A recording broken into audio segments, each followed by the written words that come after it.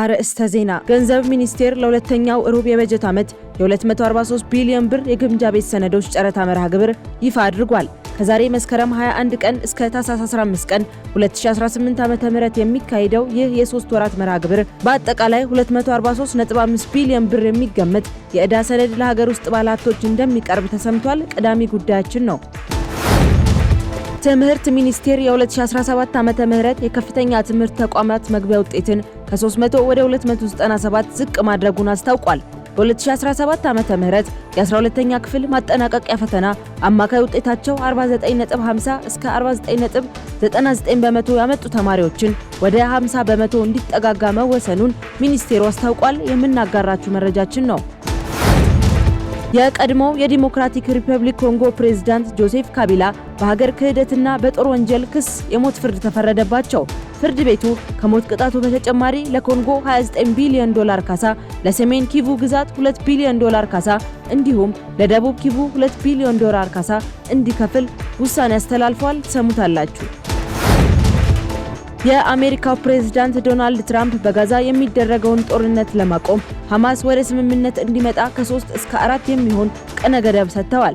ትራምፕ በጋዛ እየተደረገ ያለውን ጦርነት ለማስቆም የሰላም ስምምነት ረቂቅ ማቅረባቸው ይታወሳል። በዝርዝር ይዘነዋል። የዩክሬን ጦር የሩሲያ ሰው አልባ አውሮፕላኖችን ለመዋጋት ያለውን ዕውቀት ለአውሮፓ ሀገራት እያካፈለ መሆኑ ተሰምቷል።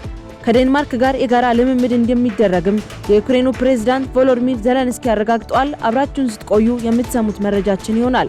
ሰላም ጤና ይስጥልኝ ሀገሬ ቴሌቪዥን ተመልካቾቻችን፣ የሰዓቱ ዜናዎች ወደ እናንተ መድረስ ጀምረዋል። ከዜናዎቹ ጋር ምህረት ደግፍ ነኝ። አብራችሁኝ እንድትቆዩ በአክብሮት ጋብዛለሁ። መንግስት የግምጃ ቤት ሰነድ ጨረታ ወጣ።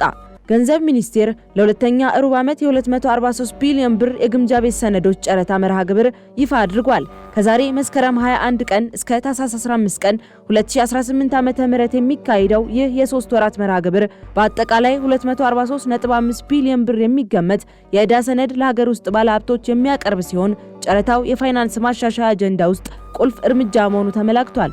በ28 በ91 በ182 እና በ364 ቀናት በተከፋፈለው ጨረታ መሰረትም በየ15 ቀኑ የሰነድ አቅርቦት እንደሚኖር ተነግሯል። ዛሬ በጀመረው በዚሁ ጨረታ የ34.67 ቢሊዮን ብር ሰነድ ለጨረታ ቀርቧል። ይህ ጨረታ ለባንኮች፣ ለኢንሹራንስ ኩባንያዎች፣ ለጡረታ ፈንድና ለሌሎች ተቋማት የተረጋጋ የኢንቨስትመንት እድልን የሚፈጥር መሆኑንም ገንዘብ ሚኒስቴር አስታውቋል።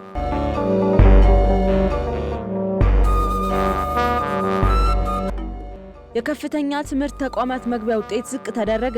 ትምህርት ሚኒስቴር የ2017 ዓመተ ምህረት የከፍተኛ ትምህርት ተቋማት መግቢያ ውጤትን ከ300 ወደ 297 ዝቅ ማድረጉን ገልጿል። ሚኒስቴሩ እንደገለጸው የትምህርትና ስልጠና ፖሊሲ ተማሪዎች ወደ ቀጣይ የትምህርት ደረጃ ለመዘዋወር 50 በመቶና ከዚያ በላይ ማምጣት እንደሚደነግግና በ2017 ዓመተ ምህረት የ12ኛ ክፍል ማጠናቀቂያ ፈተና አማካይ ውጤታቸው 49.50 እስከ 49.99 በመቶ ያመጡ ተማሪዎችን ወደ 50 በመቶ እንዲጠጋጋ መወሰኑን አመላክቷል።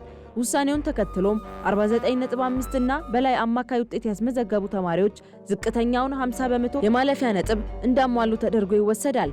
በመሆኑም 49.5 እና በላይ ውጤት ያስመዘገቡ ተማሪዎች ወደ ከፍተኛ ተቋማት በመግባት መማር እንደሚችሉ ሚኒስቴሩ አረጋግጧል ሲል ፋና ዘግቧል።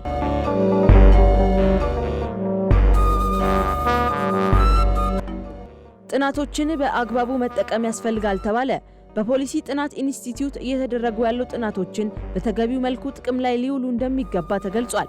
የፖሊሲ ጥናት ኢንስቲትዩት ዋና ዳይሬክተር አቶ ፍቃዱ ጸጋ በተቋሙ እየተሰሩ ያሉ ጥናቶች በአብዛኛው እየተተገበሩ ያሉ ቢሆንም የሚቀሩ ስራዎች እንዳሉ ግን ለጣቢያችን ገልጸዋል። ተቋሙ ጥናቶችን ሲሰራ የተለያዩ ባለድርሻ አካላትን አካቶ እንደሚሰራ ገልጸው ማንኛውም ጥናት ወዲያው ተግባራዊ እንደማይሆንና ተተግብሮ ውጤቱን ለማየት የዓመታትን ጊዜ የሚወስዱ ጥናቶች እንዳሉ ጠቁመዋል።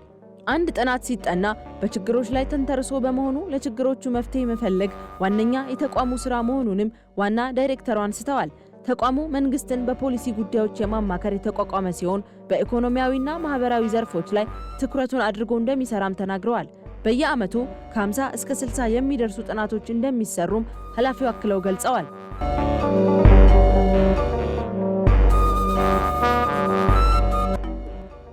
የጥላቻ ንግግሮች ተባብሰዋል ተባለ።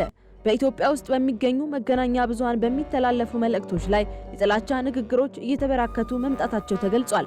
ማህበራዊ ሚዲያና የጥላቻ ንግግር በኢትዮጵያ በዲጂታል ሚዲያ ዘመን የሰላም አማራጮች ፍለጋ በሚል ርዕስ ሐዋሳ ዩኒቨርሲቲ ከግሎባል ፒስ ባንክ ጋር ባዘጋጁት መድረክ በተደረገ ውይይት ላይ የጥላቻ ንግግር መስፋፋቱ የተገለጸ ሲሆን መፍትሄ ሊበጅለት እንደሚገባም ተመላክቷል።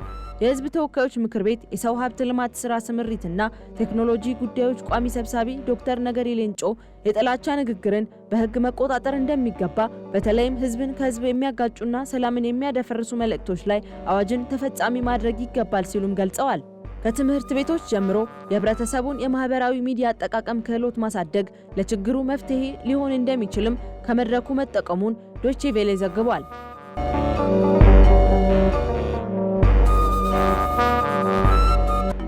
ጆሴፍ ካቢላ የሞት ፍርድ ተፈረደባቸው። የቀድሞ የዲሞክራቲክ ሪፐብሊክ ኮንጎ ፕሬዝዳንት የነበሩት ጆሴፍ ካቢላ በሀገር ክህደትና በጦር ወንጀል ክስ የሞት ፍርድ ተፈርዶባቸዋል። የሀገሪቱ ፍርድ ቤት በትላንትናው ዕለት የቀድሞ ፕሬዝዳንቱን በሀገር ክህደት፣ በአመጽ፣ በሽብርተኝነትና ሌሎች ክሶች ጥፋተኛ ናቸው ብሏል። በተጨማሪም ካቢላ የኤም23 አማጺ ቡድንን በመደገፍ በሀገሪቱ ምስራቃዊ ክልል ከፍተኛ ውድመት ያደረሰውን ወንጀል ፈጽመዋል ሲል የሀገሪቱ መንግስት ከሷቸዋል። ፍርድ ቤቱ ከሞት ቅጣቱ በተጨማሪ ለኮንጎ 29 ቢሊዮን ዶላር ካሳ፣ ለሰሜን ኪቩ ግዛት 2 ቢሊዮን ዶላር ካሳ እንዲሁም ለደቡብ ኪቩ ግዛት 2 ቢሊዮን ዶላር ካሳ እንዲከፍል ውሳኔ አስተላልፎበታል። ከሐምሌ ወር ጀምሮ ችሎት ላይ ያልተገኙት ካቢላ ከኮንጎ ውጪ ሲኖሩ የቆዩ ቢሆንም ባሳለፍነው ዓመት ሚያዝያ ወር ላይ በአማጺ ቡድኑ ቁጥጥር ስር ወደ ሆነችው ጎማ ከተማ መመለሳቸው ይታወሳል። ይሁን እንጂ በአሁኑ ሰዓት የት እንደሚገኙ አይታወቅም ሲል አፍሪካ ኒውስ ዘግቧል።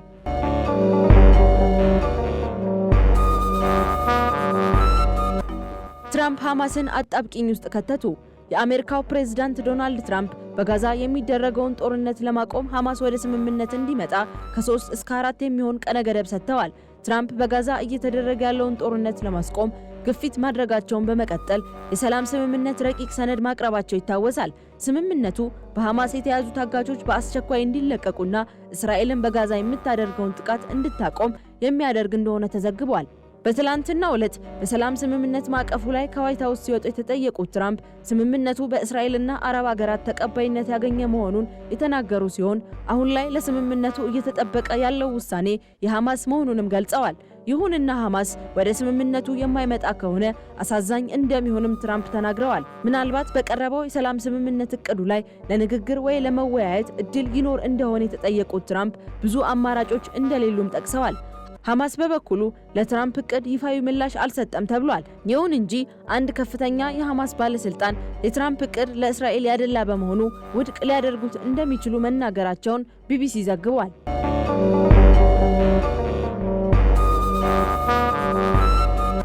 የዩክሬን ጦር ለአውሮፓ ሀገራት ልምድ ሊያካፍል ነው። የዩክሬን ጦር የሩሲያ ሰው አልባ አውሮፕላኖችን ለመዋጋት ያለውን ዕውቀት ለአውሮፓ ሀገራት እያካፈለ መሆኑ ተሰምቷል። ከዴንማርክ ጋር የጋራ ልምምድ እንደሚደረግም የዩክሬኑ ፕሬዝዳንት ቮሎዲሚር ዜሌንስኪ አረጋግጠዋል። ወታደሮቻችን በዴንማርክ በድሮን መከላከያ ላይ ያለንን ልምድ በማሳየት ተልዕኮ ጀምረዋል ሲሉም ተናግረዋል።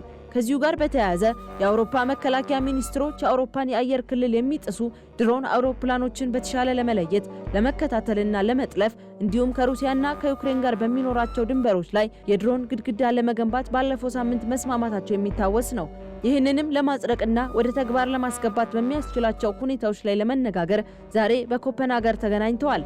ይህም ሀገራቱ ዝግጁነታቸውንና የቴክኖሎጂ አቅማቸውን በማሳደግ ሂደት ላይ እንደሚገኙ የሚያሳይ ተግባር ተደርጎ ተወስዷል። ተመልካቾቻችን ለዛሬ የነበረን የዜና መረጃ ይህንን ይመስል ነበር። ከቀሪ የሀገሬ ቴሌቪዥን ፕሮግራሞች ጋር ሰናይ ቆይታ